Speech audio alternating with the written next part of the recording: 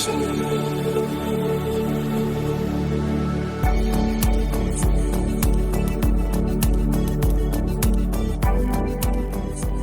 to the Climate and Coordination RCAST, where every week we'll be discussing topics related to all things climate change and RChain's role in the solution.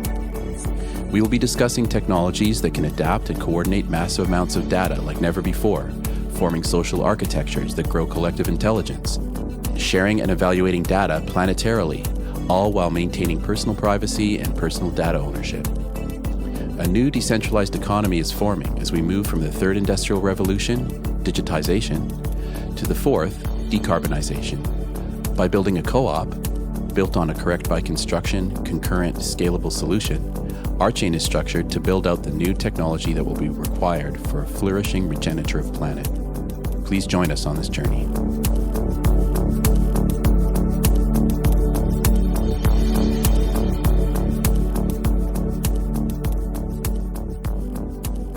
Okay, so welcome to this week's Climate and Coordination RCAST. We have a variety of topics that we want to discuss today.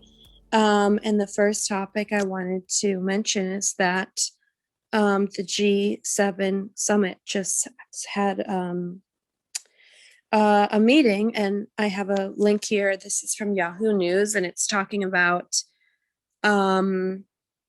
basically where the negotiations are regarding climate. I know that they're meeting to talk about a lot of other things as well, but climate was one of the main subjects that the G7 summit convened around. So I thought that was a great sign anyway, because, you know, this sort of group of nations really has a lot of power and a lot of resources. So if there's any hope of solving climate change or slowing climate change, or just, you know, working on all these really difficult issues, I feel like these nations are going to be key to that. So anyway, basically, I'll just read a little bit from this, but I have some commentary about it after I give the context. So first it says here, the big picture. The G7 leaders emphasized their commitment to a green transition that would cut emissions, halt and reverse biodiversity loss, and increase prosperity and well-being. They did not announce specific new goals. That last part is the kicker. It says they reaffirmed their intention to cut emissions of greenhouse gases to limit the rise in global temperatures to 1.5 degrees Celsius, which is 2.7 Fahrenheit, above pre-industrial levels through 2100. And it also says they also pledged to raise their contributions to increase climate funding to assist developing countries in cutting their carbon emissions and coping with climate impacts. So this is all good stuff. As we've discussed before, the goal to limit global heating to 1.5 degrees Celsius is starting to slip away, although it's not completely, you know, a lost cause. But this idea that they're, oh yeah, cool, 1.5, no problem, and then there's no specifics is really where the trouble comes in. And this is part of this is in a new blog that I've been working on, talking about just the lack of sort of short-term goals, because there's always lots of long-term goals, but I feel that a lot of the short-term iterative actions that get you there are often missing from these summits. It says here, the reaffirmations to accomplish these broad strokes are vague and lack details. Developing countries and other world leaders had looked to the G7 talks as an opportunity to see specific funding plans after $100 billion in annual climate finance. First pledge in 2015 has failed to materialize. So basically, we're looking at a huge long pattern of these summits, whether it's Paris or Kyoto or whatever. And a lot of times, basically, everybody comes away saying, great, you know, we agree. But the problem is that there is not always a plan. There's not always like real drawdown strategy and technique. It's usually that they just kick the can down the road and they say, okay, give us another 30 years and then we'll really have something to talk about. But I'm really glad that they had this summit anyway, because first off, it brings attention to the fact that this is a problem.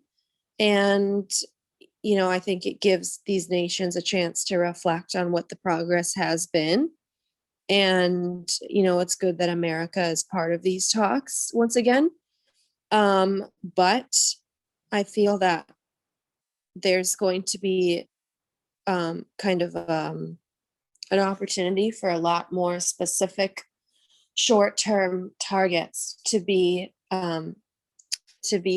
laid out rather than just these really ambitious long-term targets. And that is something that has been talked about a lot on climate Twitter lately, which is why I wanted to bring it up. So I was wondering who has any thoughts or comments about the G7? Well, I was just kind of reading through the article, and second last paragraph, the G7 communique also lacks a commitment to phase out the use of gasoline-powered automobiles, which had surfaced in earlier drafts, and omits specifics on the G7's timeframe for halting funding for coal-fired power plants. That's pretty bad. Like, it's quite a disappointment. Obviously, they don't really see this as a crisis. That's basically the bottom line here. They don't really recognize the crisis of this. They're just paying lip service. And it's really extra sad because, now there's a president in the United States who claims to, believe in the Green New Deal. And, it's this pretty low hanging fruit to deal with the current fleet of ICE engines on the planet. You can accelerate the shift away from gas powered cars with governmental help. So that should be the first thing. That's pretty low hanging fruit. I mean, the market's already doing it for us, but you have to accelerate the process, and you can do that with government incentives. So it's pretty sad. Yeah, I agree. And this isn't really part of the the main articles that I usually introduce, because the articles that I usually bring each week, I feel it's important to make sure that it's a reputable source and that it's been talked about in multiple places and so forth. But I did just want to mention, since you brought this up, and I think it's so important, I recently retweeted a thread from Extinction Rebellion Cambridge, basically the Cambridge sort of chapter in England of Extinction Rebellion. And they were talking about, basically, it's a huge thread. I mean, it's like, at least 20 tweets or more about new oil and gas exploration around the world. And basically saying, so we assume that there's no new oil and gas exploration, right? Because, oil had a really bad year last year. The PR around it is terrible. We have all this news with the Exxon and Shell and other gas companies getting new oversight, but oh no. It says here, they just basically list off all these different nations and then say what are their new plans with sources.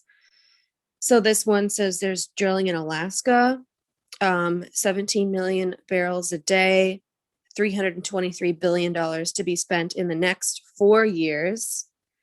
And then also in the UK, the UK got 113 licenses, and they installed 2 new platforms in the last week, which is offshore drilling in the UK.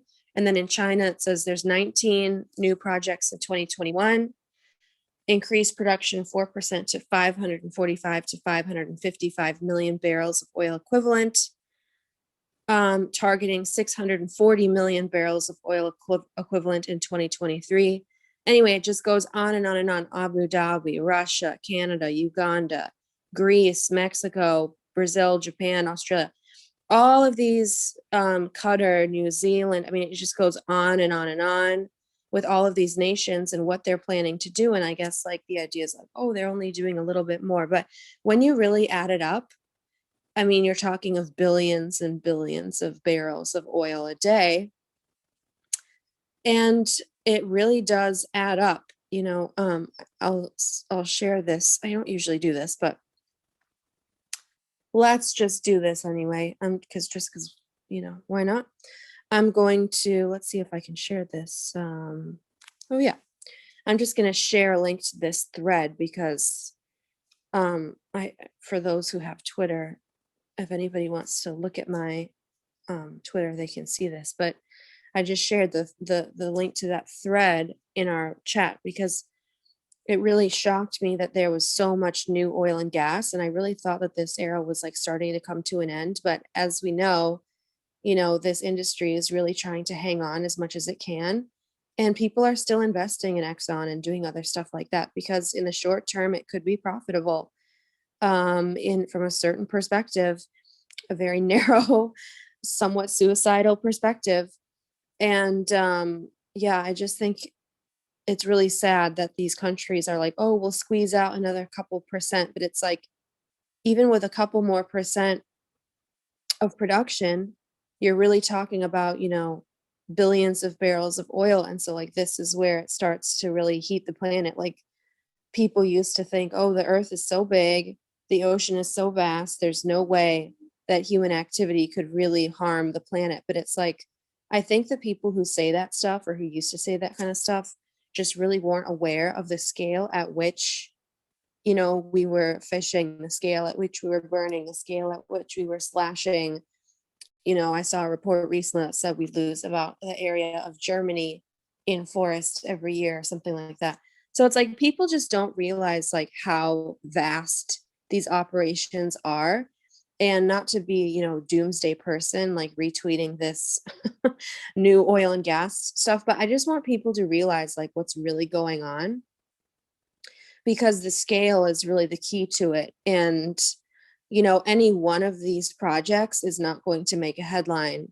You know, for example, Iran is up 400,000 barrels a day since April 2020. That's not going to make a huge headline. But then when you look at the whole picture together of, you know, dozens and dozens of expanding projects, you know, you start to see a bigger picture. So I'd love to see if anybody has thoughts on that. Well, I'd say just turning this ship around is just probably impossible. So It's not probably impossible. I think that it's just slower than we wanted. Well, that's the understatement of the century, literally. But I don't think it's totally hopeless. I just think that, you know, these companies are trying to hold on, you know, and they don't want to leave any money on the table. But that's a problem, right? So yeah, it's just it's a tricky one because there is money to be made still, you know, in the short term. So, but hopefully that won't last forever, you know. But yeah, it is really sad. But I do have some better news. I'm not going to talk about the drought because Darryl, I'm going to let you talk about that, but I have one more topic I wanted to mention. Hopefully it puts a little bit of optimism into this discussion because we need optimism in order to survive. So, okay, this is from CNN, June 10th. It says investors holding $41 trillion in assets demand action on climate now. So $41 trillion is an enormous amount of money. I mean, that's yeah, I mean, $41 trillion is a very large chunk of the world's economy. I would say, I'm not sure exactly how big of a chunk, but anyway, 41 trillion. You don't see that number being thrown around that much. So basically what happened is that BlackRock, Fidelity, and a bunch of other asset managers who manage, you know, billions or trillions, they got together and they decided to write a letter. And this letter basically is written to, I understand it to be something like basically an official open letter, I think. But it was a letter that was written to governments around the world to ask them to take bolder action on climate and also to disclose climate risk in investing and in financial markets. And the good thing about this is that the people who manage financial assets are starting to realize that climate could screw up their portfolios and could screw up people's ability to retire and things like that. And that's actually also something I wrote about in the blog that's hopefully going to go up in the next week. But anyway, so this is good news that these financial companies are starting to realize that this is a real issue for them. And I think that, obviously you need governments to act, but I think that once the money puts the pressure on governments, that really helps to get the ball, rolling. Now, that's not to say that there won't be other oil and gas projects. That's not to say that, all of our problems are solved. But it seems like now there's more pressure from the private sector on governments, on the public sectors, to do as much as they possibly can from a financial standpoint. And it says here, just to read a little of what they said, our ability to properly allocate the trillions of dollars needed to support the net zero transition is limited by the ambition gap between current government commitments and the emission reductions needed to limit global average temperature rise to 1.5. So I also enjoy that the people who signed on to this letter are still clinging to the most ambitious heat degree threshold. So 1.5 is what everybody wants, still would be bad. 2 is really bad. 2.5 is like, now you're getting into like, widespread mass heat deaths and stuff like that. And then beyond that, it's just like goodbye. The signatories added, if we do not meet this challenge and change course immediately, the world could heat in excess of 3 degrees Celsius this century. So yeah, if that happens, I mean, there's like very little chance of humans to, have a regular life. Basically, regular life is not going to happen anymore at that point. Also, one other thing that happened, a separate letter, it says in a separate letter from 180 investors with $2.7 trillion in assets, which sounds like such a small number compared to the 41, dozens of nonprofits and 155 companies, including Apple, Uber, and Salesforce, called on the Securities and Exchange Commission, the SEC, to mandate climate disclosures. Climate disclosures basically mean that I think that basically the SEC is starting to explain to regular people about the future of different financial commitments in terms of climate. So I think it's like the climate risks to certain financial and business endeavors into the future, but I'm not exactly sure if that's all that it is. It says the group argued that companies and investors need access to consistent, comparable, and reliable information to assess the risks posed to the economy and specific companies. So I think this is great. Obviously, we want to make sure that this doesn't become the new 21st century terms and conditions agreement that everybody doesn't read and they just sign it, and then actually nobody gains any real education, because I think educating the public is really important, because, obviously a big chunk of that $41 trillion is people's retirement, and, the thousands of dollars that, regular people have invested in the stock market and in bonds and real estate, other places. I'm just going to say one more thing here. It says Federal Reserve Chairman Jerome Powell. He's been talked about a lot with regard to, the inflation and what the Fed is doing in response to the coronavirus. So it's important to hear what he says. The Fed chair said, there is no doubt that the climate crisis poses profound changes for the global economy and certainly the financial system. So at least, we have somebody in charge of the Fed who really understands the risks here. Obviously, this is all really centered around finance, and there's a lot more that needs to be, understood about nature than just the financial aspects of it. But I at least wanted to share this because I think it's good news that these companies are saying to the government, hey, get your stuff together. And I think it's really showing just how clear the climate science really is when you have private equity or, private companies like Apple pushing the government to do more. So that at least encourages me. So I'd love to hear if anybody has thoughts on that.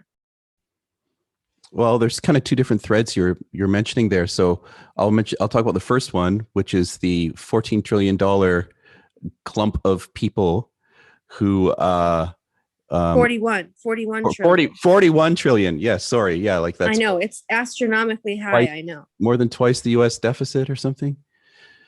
So I don't know. It's kind of hilarious because like Frederick von Hayek and Milton Friedman are rolling in their graves right now because you have the richest people, the tiniest clump of people who are the richest people in the world going, government help.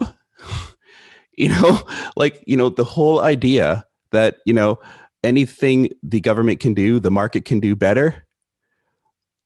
The whole idea that government isn't the solution, government's the problem, the Ronald Reagan misquote. Where are they now, right? Begging the government to help solve the problem. It just kind of bugs me because these are the very freaking same people that said, get out of the way, government. Let me take over. And now they're like groveling like little children, begging the government to help save them. Sorry, I'm getting a little upset. Well, it's a very upsetting, situation that we're in. And I completely agree. Yeah. I mean, the market is not always right about everything. And there's a lot of people who are very frustrated at the idea that this, infinite expansion capitalist mindset is the mindset that's going to solve the climate crisis. A lot of people don't think that's possible. Obviously, everybody wants the climate crisis to be solved. It's literally in everybody's interest, except for maybe Putin, who wants to drill in frozen Arctic tundra. He wants it to melt so he can drill for more oil. That's fine, whatever. I mean, that's not fine. I'm saying it's fine that he wants that. But a lot of people are really upset by this. They're like, why is it that, it's always, a handful of rich people who decide what happens, and look at where it's gotten us. So why do we think that that those same people or that same mentality is going to get us out of it? So I'm interested that they want to put pressure on governments. I think there are a lot of regular people who are part of that, anybody who invests with Fidelity, which is like regular people, would technically be part of that. So I don't think that it's all just rich people, but I completely agree with you that like the obscenely wealthy billionaires, they're going to space. They're like, F it, we need help and we're going to space. I mean, it's crazy. It's so crazy. And it's upsetting. So I agree with you on that. Yeah. And so the second point you had to make, I think more directly connects to RChain, because it's, Apple and who are the companies again? Uber, Apple, and there's a bunch of nonprofits, it says, but it didn't list them. I'm sure we could look it up. And then there's one more company that I forgot, but I can check back if you want to know. Okay.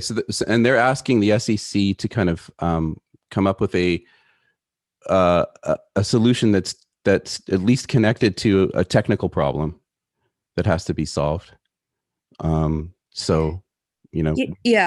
Basically, I think they're trying to get the SEC to write some kind of terms and conditions,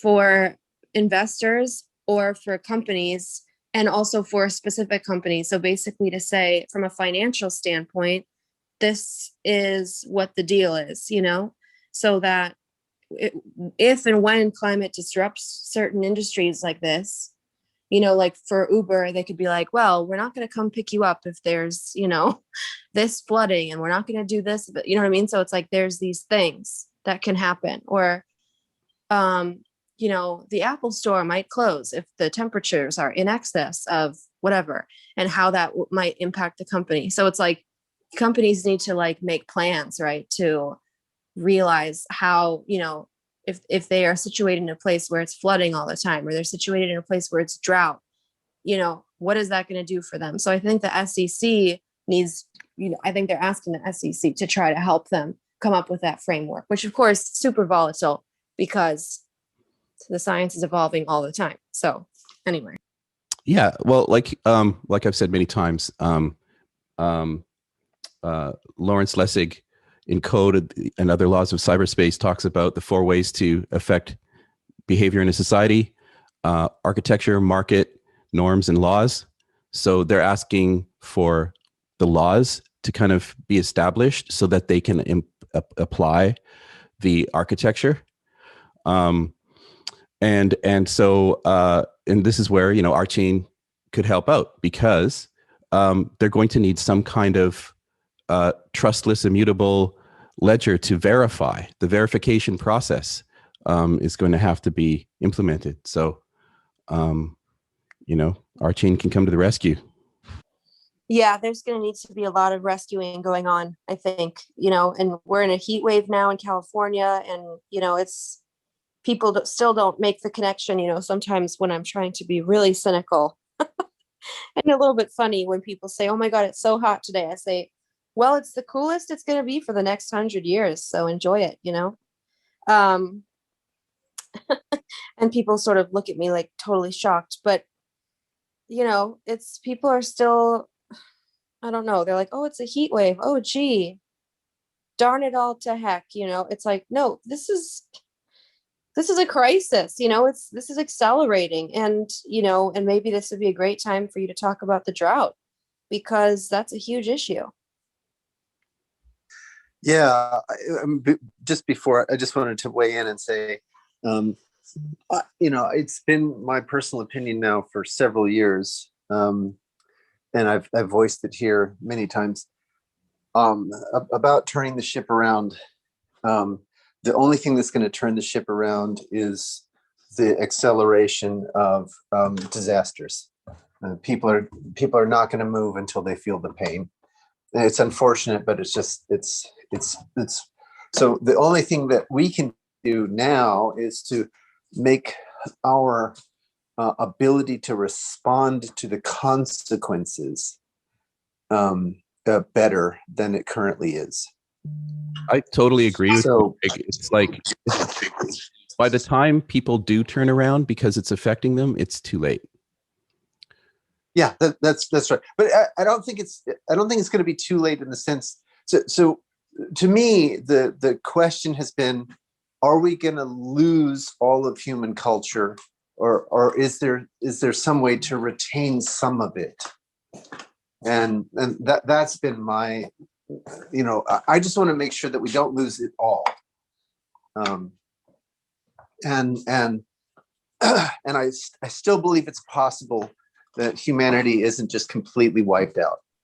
Oh yeah, I think it's possible that we survive. And it's so funny because that reminds me, what is that doomsday film with young Jake Gyllenhaal, and everything is frozen and they hunker themselves into the New York Public Library. Anyway, I can't remember which one it is. It's like Day After Tomorrow or something like that. And it's, it's this huge climate disaster, except for everything is freezing. All these people die. There's 500 feet of snow or something. Anyway, and it's so funny because they're basically trying to build a fire in the New York Public Library. There's 15 or 20 people who've decided not to go outside, which is smart because they survive. And they're trying to build this fire. They've got nothing to burn except for books. And it's the New York Public Library. So it's only the most valuable stuff ever. And they're fighting, oh, don't burn the Bible. The other person's like, oh, well, we can burn the encyclopedias. And the other person has got some extremely valuable philosophy book. And they're like, don't burn that. And he's like, we're going to die.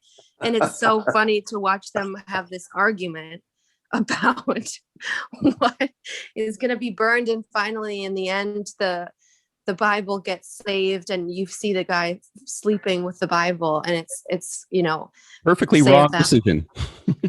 Yeah, right. Say of that what you will, but I find it was really kind of a beautiful and funny, thing that they're dealing with is what are we going to burn in this, like, this temple of human culture. So this reminded me of that. You nailed it, right? I mean, that is the image to keep in mind is, what are we going to burn?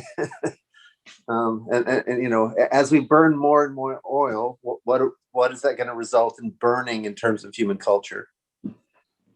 Yeah, absolutely. So Darryl, did you want to discuss your piece yet? Yeah, sure. Okay, great. Excuse me. Yeah, it's just a little close to home but you're talking about it in the sense that in 2003, the area that I live in, a big chunk of it was devastated by forest fire, which is the kind of main canary in the coal mine here in my area of the woods is forest fires. The increase of forest fires happening every year, pretty much. And so the school that my daughter goes to was built on the ashes of homes that were burnt down just a few years ago. It's a brand new school, and their school symbol is a phoenix rising from the ashes. And when I look out to the countryside, when I go outside and turn right in my car, I see the ex-forest fire. I see all these kind of burnt out trees. But then what I also see is rapid growth and a lot of greenery. And it also makes me think about, Chernobyl and how it's kind of coming back to life faster than perhaps many scientists thought it would. And so that's what gives me hope, is that after this period of devastation, we will, hopefully, I'm pretty sure, eventually, go to some kind of a carbon neutral, regenerative place as a species. And I think we'll start to see the growth come back pretty quickly. But, I agree with Greg. There's going to be if it happens in my lifetime, it'll happen quite later on. And there'll be a lot of misery and death in the coming decades. So yeah. The story, I guess, that I was just going to bring up, just because thinking about you, Nora, this is your neck of the woods. The headline is "The Last Thing California Needed: Drought Adds to Electricity Woes as Hydropower Dries Up." I'm just kind of curious to know what you're experiencing over there, Nora, because it looks as if the hydropower situation is in major jeopardy right now. Yeah. So, I've been in California for a long time, more than a decade. And I'll say that, it's always, so California is a desert. We'll say that first. I know that it doesn't seem like a desert because it's on the ocean and, there's palm trees, but those were imported. So California is basically a desert. So it's always been dry. I just want to say that there's no question that California has always been basically a drier place, but the drought has, so usually it doesn't affect life too much because sometimes they say try to take shorter showers or try not to water your lawn except for on certain days if you have a lawn. So it's just basically little things like that, people just working together, which we've done on a lot of other stuff in terms of using power. But the problem now, is so apparently a bunch of these hydroelectric power plants, they're at a level in the lakes or the rivers or wherever they are, that now the water is too low for them to even harness any power. So that is the new issue. And obviously the wildfires are really scary, and people are starting to purchase more air purifiers for their homes and to try to seal their homes, because obviously when the wildfires happen, it's really hard to keep the smoke out of your house. And even you can smell it down in the middle of Los Angeles, in the city, you can really smell it, and it can be dangerous to be outside. So that is increasing, but the hydroelectric thing is a new thing. I feel that that's a new problem. And then obviously the wildfires really exacerbate that a lot. So I know other places like the Colorado River is really down at a super low level. So water is going to be a really tricky subject. And, definitely I'm thinking about it, and I don't really know what I can personally do except for just try to not waste any more water. But it's terrifying and it's tricky, and it's so ironic to like live on this huge big ocean and look at the prospect of not having water. So it's scary.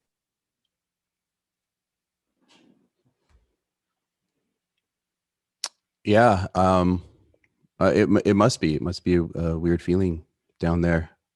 I was very relieved up here. We're kind of at the top edge of it, so I was wondering whether we're going to be feeling it or not. But we just received about a week's worth of really good rain to kind of fill up our reservoirs. So I feel a bit relieved up here, although we're about to hit a hot spell, and I have a feeling we're going to have a pretty hot, dry summer after all. But yeah, it's and you always think about the correlation is not causation principle in science, which I think is really important, and I always respect the climate scientists that really adhere to that. Just because it's hotter this year doesn't necessarily mean it's climate change. But when you add it all up, statistically, it is for damn sure connected. Well, yeah, because it's too many things happening at once, right? It's and it's happening absolutely everywhere. Like, name a place on Earth that hasn't had a climate catastrophe or a major shift in, regular living conditions. You can't find one, because it's touching everywhere. So, and that's why a lot of people call it climate breakdown or climate chaos, because you can't always say which way it's going to go, but you can be sure it's not what you expected. But yeah, I agree with you. It's important to stick to the science and not always think that everything is, related to climate. But yeah, I mean, it's tricky. I was thinking recently how important it would be, how great it would be if somebody could invent a cheap way to desalinate water and to take carbon out of the ocean. Those two things would be like such an amazing invention. But I think that first off, with desalinating water, it's just extremely expensive and energy intensive. And I don't think anybody knows how to pull carbon out of the ocean yet. But if I had a magic wand and I could do anything, I would do that on like a mass scale. That's what I would do. Yeah, the problem isn't going to be solved with current technology. Yeah, that's for sure. Yeah.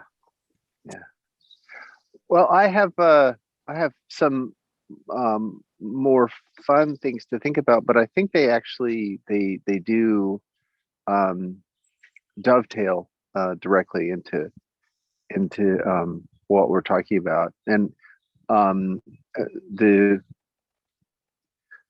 thing that first of all, just the process wise, I'm standing outside of my front yard, hoping that Fiber will finish her business so I can go back to the computer and turn on some slides.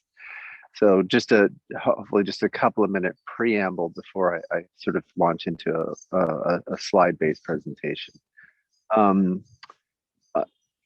I have, for the last 40 years, been looking at different human coordination regimes, studying everything that I can, and from the perspective of experience, right?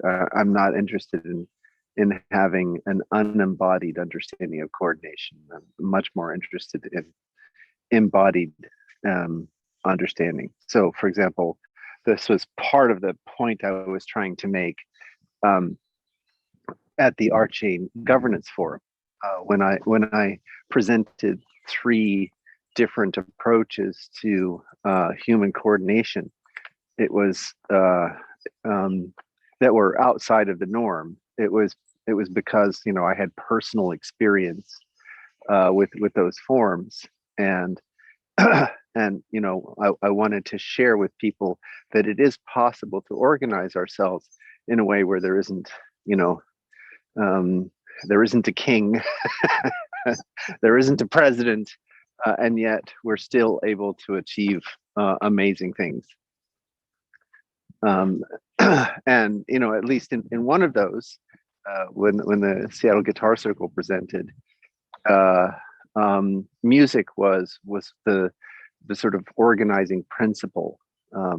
So there was no leader, and yet I think for people who were sensitive to what was going on, I think that was like, it was eye-opening that in fact music could have this kind of influence in our lives. And so I'm often looking at music as an interesting alternative in terms of the way we organize ourselves, because you know, there's so many things about music where that are different from other human organizing principles, and I'll get into those in a minute. I'm going to have to see if I can coerce Fiber or coax her into back into the house so I can turn on the slides. Well, that's fine maybe because we can edit this out anyway. So. Oh, okay. Good point. Yeah, we're not going to just, you know, yeah, no worries. Well, I don't mind it being, again, you know, these things being real and embodied, right? Because we're real people having to struggle with real daily things. It's not like RChain is this glitzy, glossy, high production value thing. It's a bunch of ne'er-do-wells and misfits trying to do their part. At least that's the way I see RChain.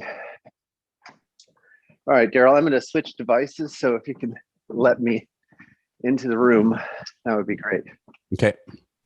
Okay, so the idea is to look at music as a coordinating force, and how it might, and how music and blockchain together might allow us to explore new coordination regimes.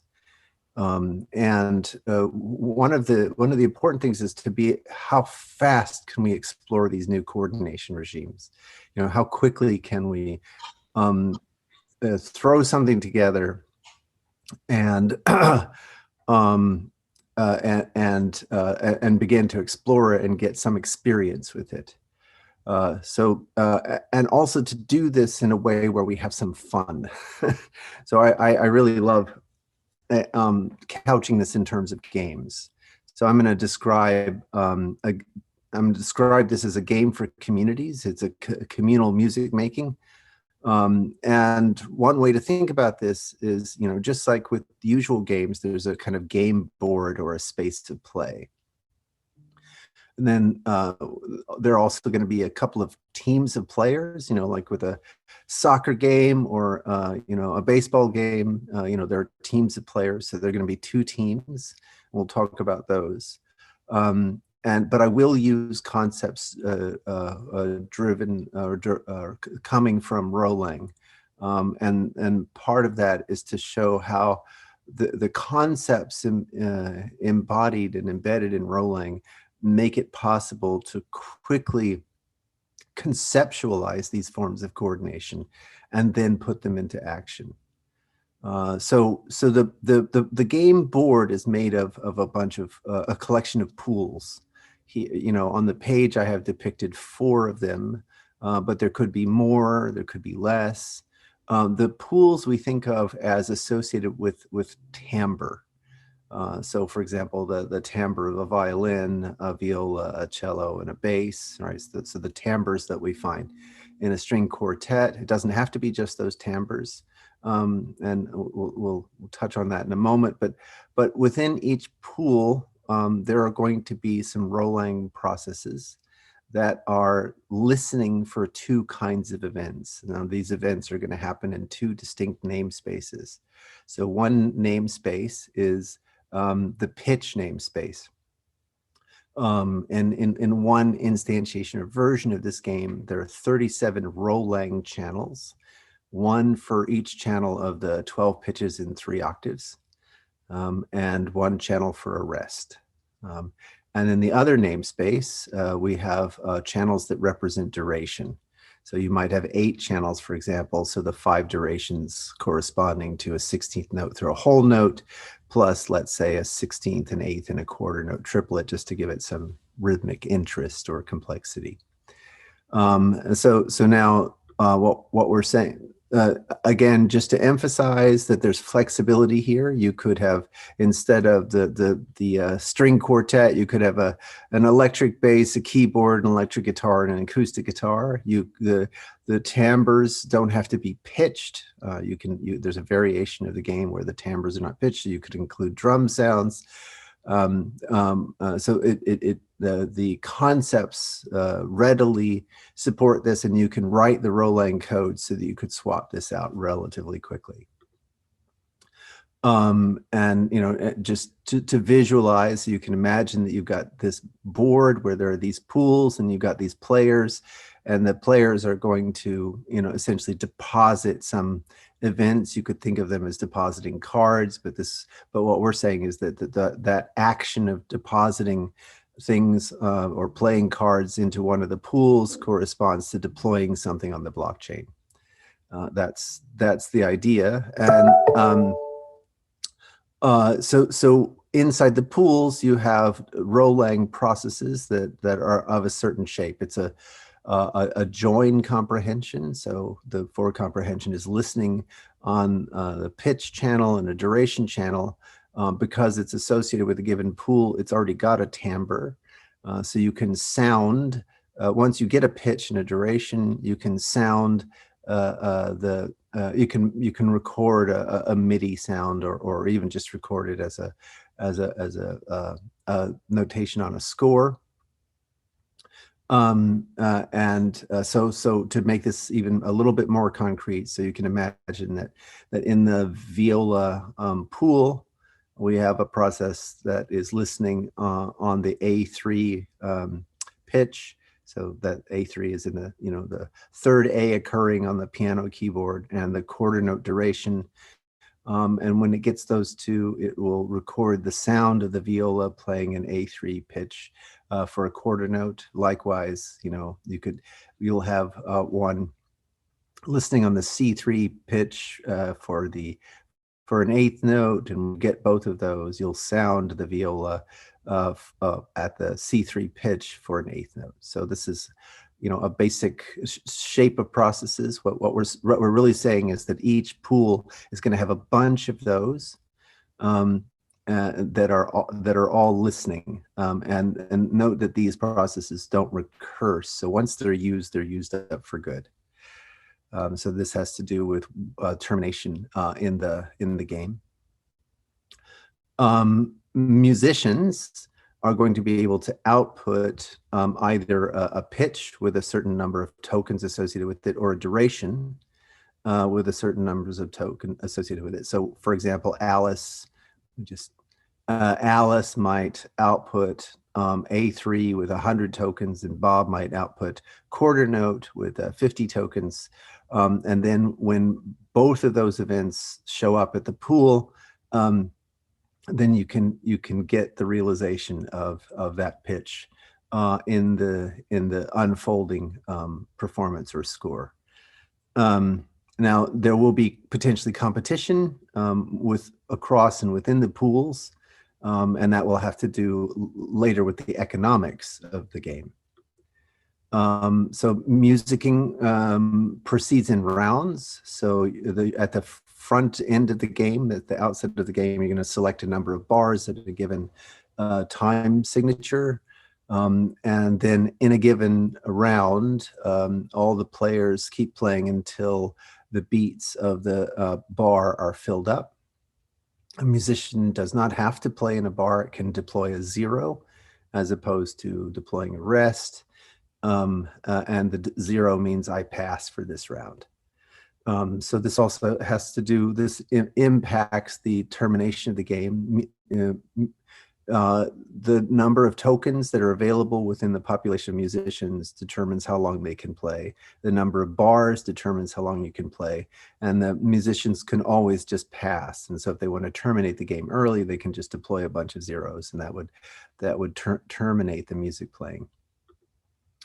Now comes after the score / performance has been created by the musicians, in comes team audience.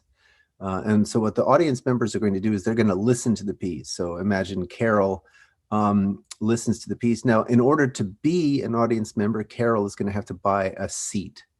So in the same way that the musicians are paying to play, the audience is paying to listen. So Carol buys a seat, she listens to the score, and if she likes what she hears, then she votes thumbs up. If she doesn't like what she hears, she votes thumbs down. And that brings us to the next phase of the game, which is the economic payout. So here, what we're trying to do is to align the aesthetic experience with the economic experience. So if the performance gets 2/3 audience support, then there's a payout of 2/3 of the tokens. So imagine that all the tokens that have been collected from the purchasing of seats and the purchasing of pitches and durations, that's collected in what we'll call the kitty. So 1/3 of the kitty is going to go to the game to pay for its ongoing service. And 2/3 of the kitty are going to be paid out to the team musician and team audience, and that will be split evenly. So that means that 1/3 of the total kitty, or 1/2 of what's paid out, goes to the musicians, and the other, the remaining third, which is 1/2 of the payout, is going to go to the audience. And then those will be subdivided in terms of the outlay. So for example, let's say Carol paid 1,000 tokens to have her seat, then 1,000 over the total payout is her percentage of the payout that she'll get.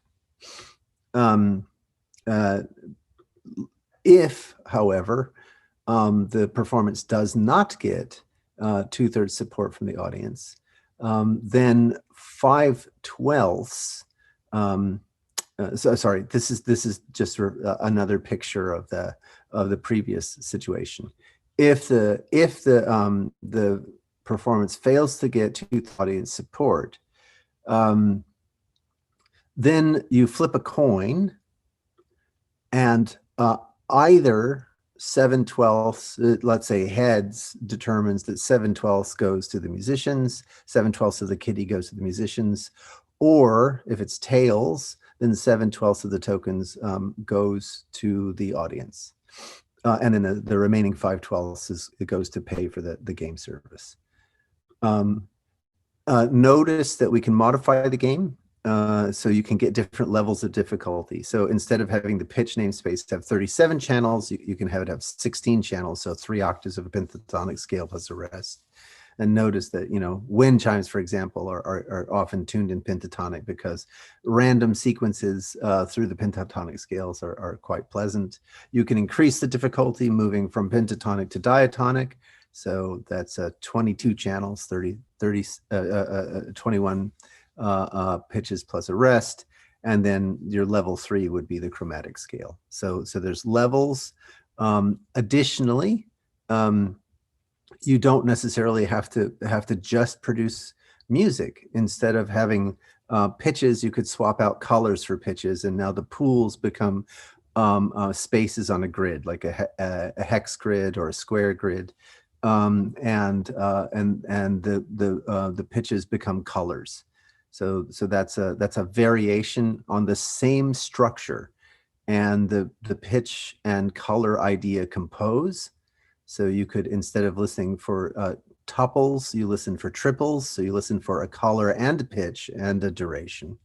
So you can create scored animations. You can either create scores, you can create animations, or you can create animations with music. And all of that still just just follows the same rules. And the point I want to make in the last 2 minutes is, first, what makes this unique? Well, in all of the musical instruments I've ever played or heard about, this is the only realization where pitch and duration are separated. So like if you play a guitar, even if you're, walk off the earth and you have many people playing one guitar, you still have an individual musician responsible both for pitch and duration. Here, two parties have to coordinate in order to get a single note. And then also you'll notice that while musical events are always economic events, there's always economic agency involved in performance. The two kinds of agency are not often well aligned. Here, we explicitly acknowledge that every performance event is also an economic event, and we try to make it so that the aesthetics and the economics fit together, and it's a part of the gameplay. And so why do I want to explore these? Well, I think what we've talked about all during this time, throughout this call and many other CNC calls, is that humanity's at a crossroads.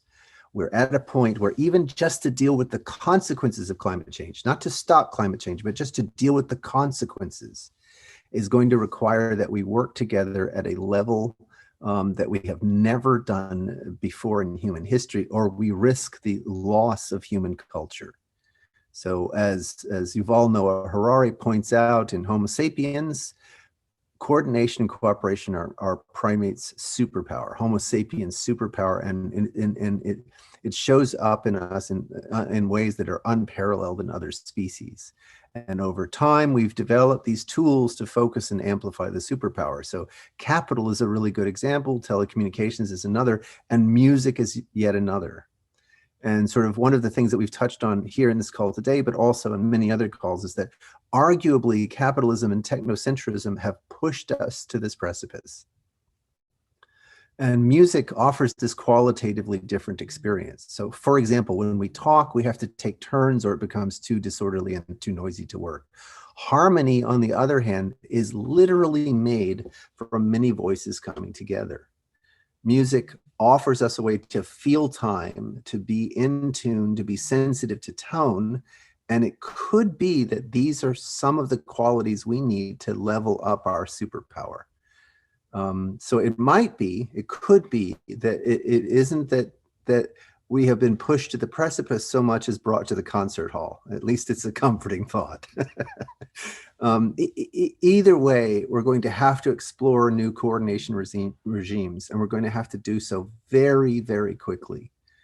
So the point of this is to illustrate that blockchain, and specifically RChain, makes it possible for us to rapidly conceptualize and bring to reality these new regimes.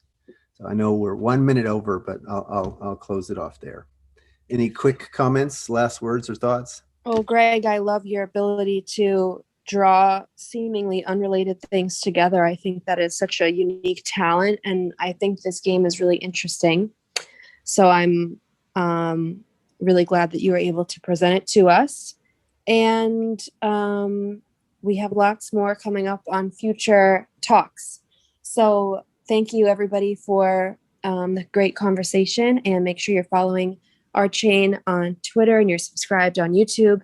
And we'll talk again soon. Thank you all. Thanks, everybody.